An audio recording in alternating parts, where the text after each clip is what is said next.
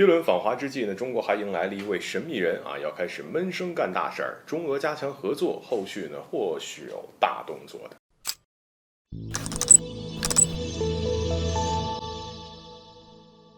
各位好，欢迎来到赵特产观察室。近期有关耶伦访华的消息引起了外界的广泛关注，而对于此次访华呢，耶伦已经准备了很长时间，这让外界开始期待耶伦访华会给中美带来怎样的影响。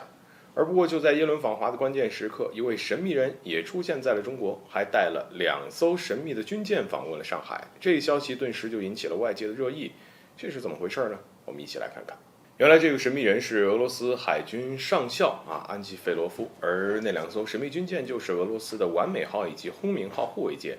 而为什么说神秘，主要是由于事先呢似乎并没有相关的媒体预先的报道俄罗斯海军上校要带舰队访问中国的消息，而网上也没有相关消息的透露。因此呢，当我们知道了这个消息之后俄罗斯海军上校已经带着这2艘护卫舰出现在了上海。所以不得不说，这样的行程呢，可真谓是相当的神秘根本不像耶伦访华那么隆重高调。而当然，这也印证了一句老话：不声不响，闷声干大事儿。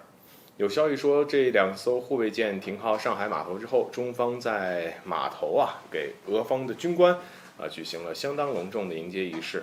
而随后呢，俄方海军官兵在安奇费罗夫的引领下访问了中国海军基地总部，而中国海军基地副司令陈鹏大校在总部热情地接见了俄罗斯海军的众军官。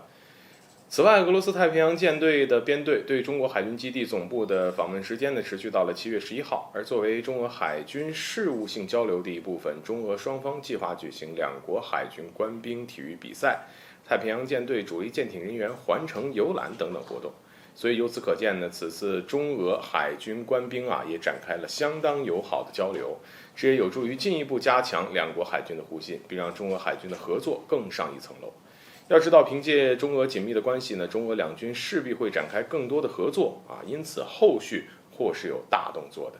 而按照此次俄罗斯护卫舰在上海停靠的时间来看，或许是为了后续中俄海军进行海上军演来做准备。一直以来，中俄海军就是经常会在一起举行大型的海上军演，而以此呢来进一步的加强2国海军的联系，并让2国海军的军事合作呢达到新的高度。而因此，后续中俄海军或许还会在相关的海域举行海上军演活动，借此给周边的国家形成强大的威慑，好让这些国家呢可以收敛自己的行为，不要继续的横跳，并妄想来对付中俄。而对于中俄来说，时常举行海上联演是中俄2军友好关系的彰显，有利于进一步加强中俄2军的互信交流，让中俄关系可以变得更加紧密，并让中俄呢可以进一步的走向联合。而对于中俄2国的关系，是任何国家都不能破坏的，尤其是美国，不要妄想着对付中俄，到头来呢只会让自己吃不了兜着走。而在这一点上，美国必须要有清楚的认识。好了，本期节目就到这里，欢迎点赞转发，留下你的精彩评论。